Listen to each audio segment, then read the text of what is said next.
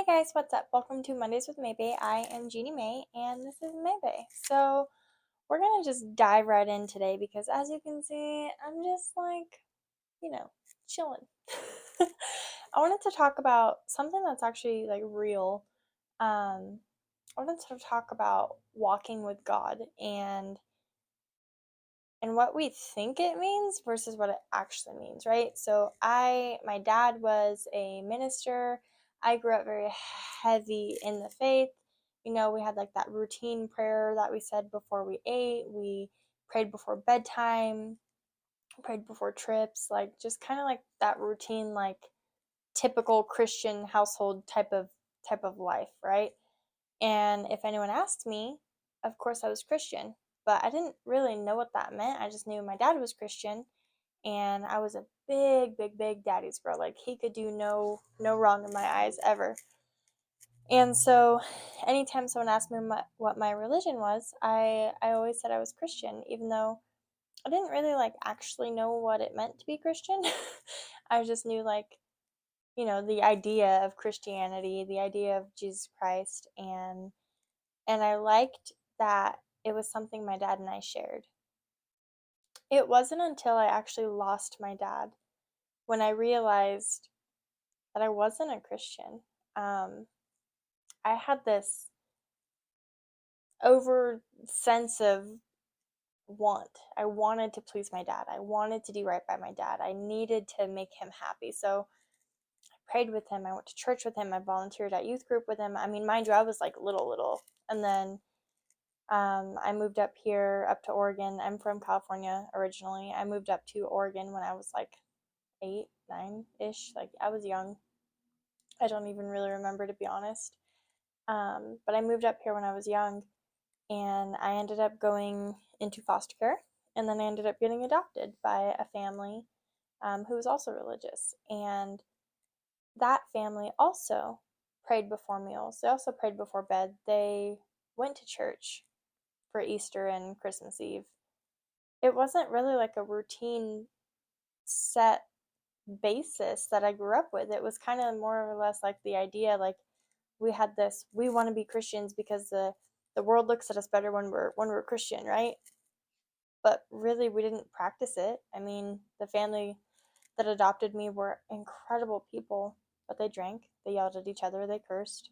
I cursed. I drank in high school. Like when I lost my dad, I just spiraled out of control. I did not turn to God. I did not turn to people that I thought loved me and cared for me. I turned to alcohol, and I found myself at 14 years old hiding, drinking alcohol, avoiding school, avoiding my friends, avoiding sports. I was in rodeo team. I played softball. I was in volleyball, track and field. I bombed all of those. I was a straight A student, so I never got attention from any of my teachers or principals, but I was known as the party girl. I had an attitude.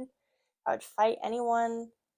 I just was spiraling out of control, and I didn't know what was wrong. I just knew I had this pain in my heart, and I could not explain it. I could not explain it, and I just kept saying it's because I lost my dad. I'd lost my dad. You don't understand. You have both parents, right? Like I played the whole poor pity party me, everything for as long as I could.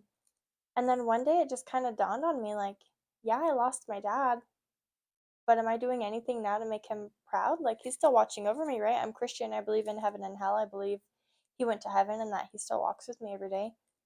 Is he proud of me? Yeah, I'm doing great in school, but I'm drinking constantly. I'm not even old enough to drink and I'm drinking. I'm fighting, ran away from home, like all these different things that I wasn't even proud of. I was not someone that I would ever be proud of.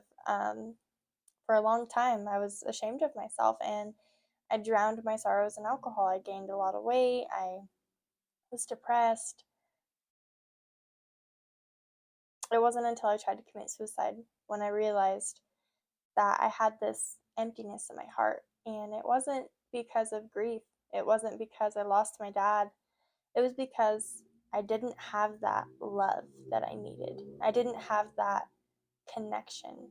And little did I know that I was searching for God. And it literally took me trying to commit suicide, failing to commit suicide, thank God, but trying to take my own life, and my adoptive mom finding me and putting me in counseling for me to realize that I was missing God.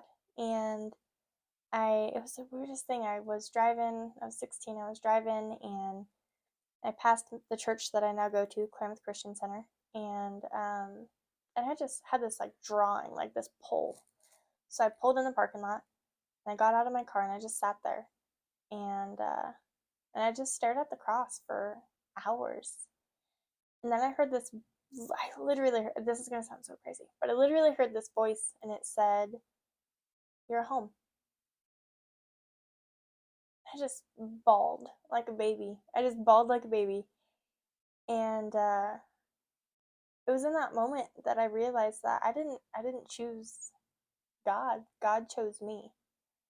God chooses each and every one of us.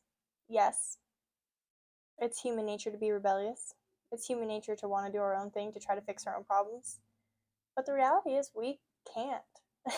You cannot fix your own problems. You might be able to fix the materialistic problems that you put yourself in 90% of the time. But when it comes down to it, when you have that aching in your heart, when you have that hole in your soul, when you have that hole in your soul and you can't figure out why, you need to turn to God. When you are so unhappy and you don't know why, right? You have a job, you have a family, you have a car, you have a home, but you're still just so unhappy. You need to turn to God. If you are in that like robotic stage where you're just waking up, going to work, going to the gym, hanging out with friends, coming home, dealing with your spouse, whatever it may be, and you just wake up every single day just like, oh, let's do it again, like you're stuck, turn to God, because you're not stuck. You just have a hole. You have an aching for God, and He's the only one that can fix it. I know that sounds cliche and Christian, right? But it's true. So back to my dramatic breakdown. when I when I realized like I was home, I had been searching for God, and he found me. He found me. I listened. I obeyed him, and I went to the church, right? I'm sitting there and I'm literally crying, probably look like a psychopath in the parking lot, just on my hands and knees just crying. The pastor comes up to me.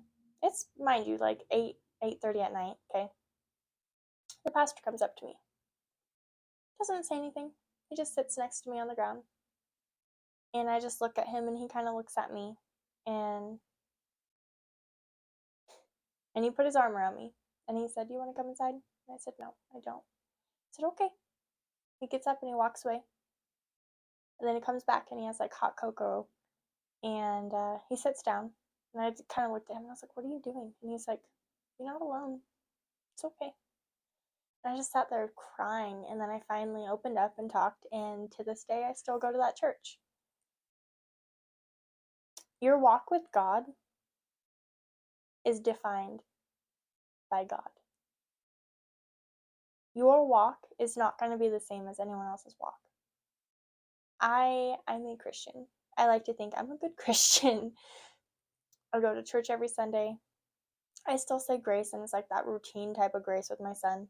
But I mean, he's 6, and I'm trying to get him in the habit of like understanding. But beside the point, I label myself a Christian, and I'm very proud of my faith. I've worked very hard to be where I'm at today. There's been times where it's just been a routine kind of habit, like, oh, I'm Christian, I have to do this. And then there's other times where I open my email or my DMs and I'm flooded with people just asking for help, to lean on me. And it just makes me feel so good that not only do I use prayer for literally everything, like I absolutely encourage, if there is anything on your mind, your heart, anything, pray, because the power of prayer is so incredible. It's healing, it's empowering, it's peaceful. Nothing is impossible with God. And again, I know that sounds so cliche because every Christian's like, oh, just pray, pray, pray, pray, pray. God will answer all your prayers, right? But 90% of the time, we don't know what to pray about, right? We're like, I just have this problem. Pray. Say, you know, God, like, I don't really know what's going on, man, but like my heart is so heavy, and I just pray for clarity. I just pray that you open my eyes up, you know, and he's going to, not in the way that you expect, but he's going to. And you just have to be willing to accept what he has to say to you. And 90% of the time, the problem is we don't want to accept it, right? Like, I I prayed for strength, and then God gave me an opportunity to get strong, and I was like, I don't want that. What? But that's the reality of it, right? Is we asked for something and we wanted to receive it the easy route, but we received it a harder route, and we didn't want it anymore because it wasn't easy. That's just how it is. We're lazy, plain and simple. But when you are able to share your faith with others, the whole reason I do this podcast is I'm not perfect. Look, I'm a mess, okay? No makeup, hair's just thrown up, like I'm a mess. I mean, okay, anyways. I'm a mess, all right? I'm a mess probably 90% of the time. Anyone that knows me knows I'm a mess.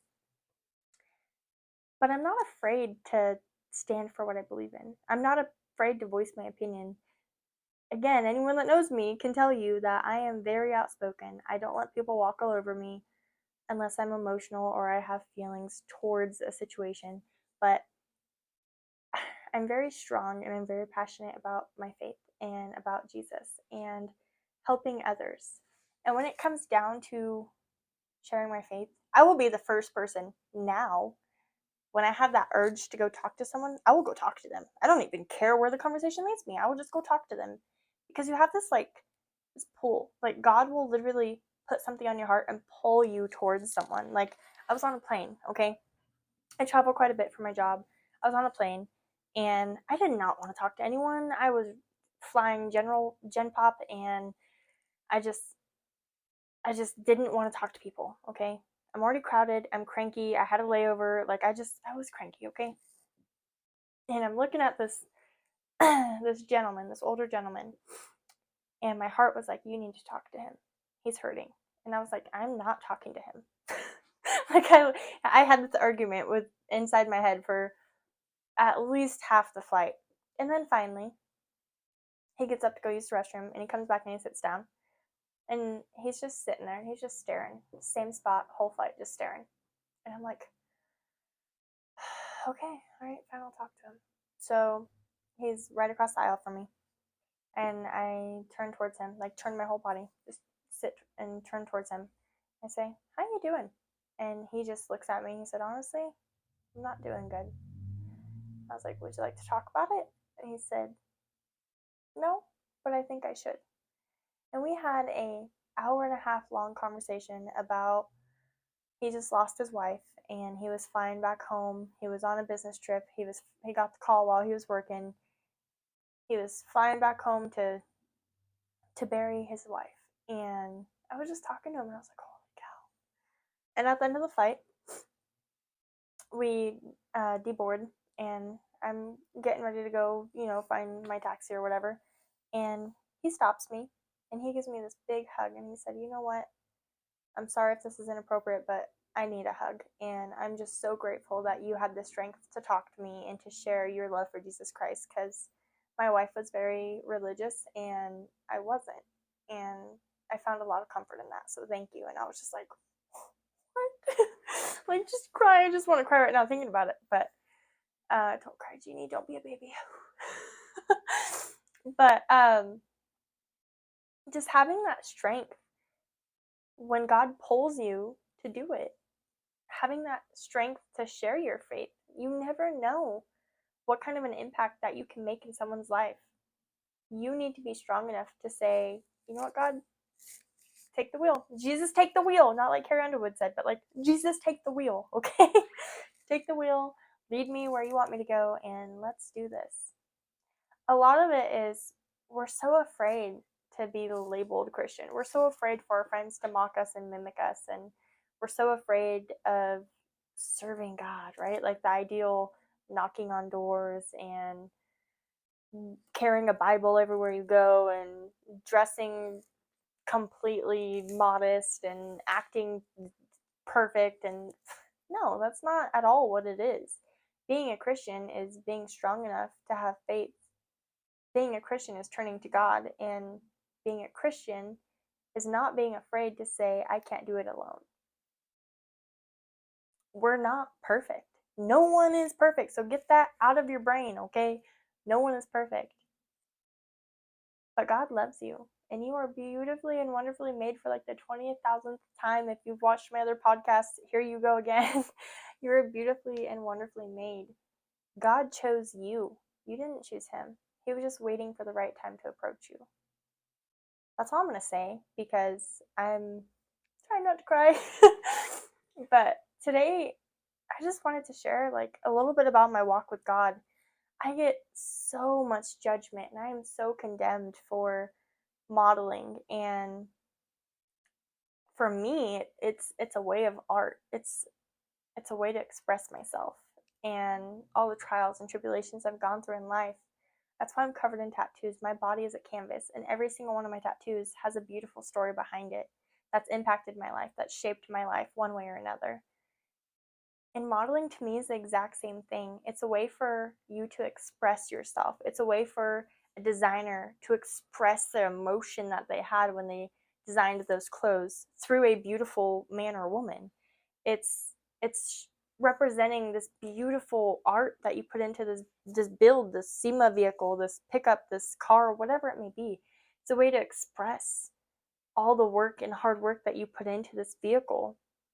Again, through a beautiful man or woman, because let's be honest, 90% of the time when we're looking at advertisements, and for me, when there's like an attractive man in it, I pay more attention. Maybe not to what they're selling, but to the advertisement altogether.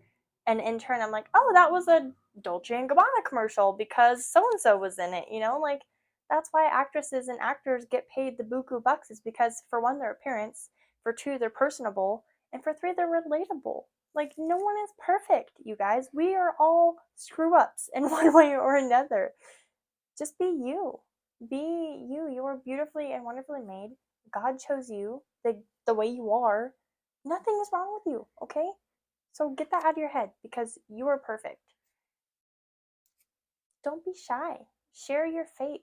Share your love for Jesus Christ. It is so easy to share my love for Jesus Christ because I know he loves me. I don't care about Sally Joe or Billy Bob or what they think of me. I could give two craps less. When I am focused on God, nothing down here matters, you guys. And that is the realest thing I will ever say. When you are focused on pleasing God, when you are focused on living your life for God, nothing else will matter. Okay? So screw the judgment, screw Sally Joe, screw Billy Bob. Like, who cares what they think about you? If you're like me, model, okay? Do what makes you happy. If you want to wear that bikini, but you're so afraid of your in-laws, whatever, heck with them, okay? Wear the bikini. Who cares? If you want to go to a bar and just have a drink because you've been working so hard, go have that drink.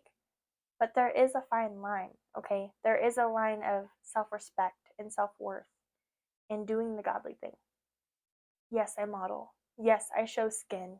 Yes, sometimes it gets interpreted wrong, but that's not the way I intend to present myself. Yes, sometimes we get clouded and we step over that line, but God always reels us back in. Okay? So, again, I'm going to leave you for good this time. I promise. You're done hearing me. Okay? That's it. That's all I got to say. I love you guys. I hope you have an incredible week. It is Monday. Get out there, impact the world, make a difference. Show the world that beautiful personality that God gave you. And most importantly, walk with God. Walk with God. Do something every single day to walk with God, walk closer to God, earn more like relationship with God. Go to church, pray, practice prayer, pray. Whatever you gotta do, okay? Just do it. All right. Love you guys. I hope you have a great day. Make it your mission to make someone's day better and get out there and make a difference.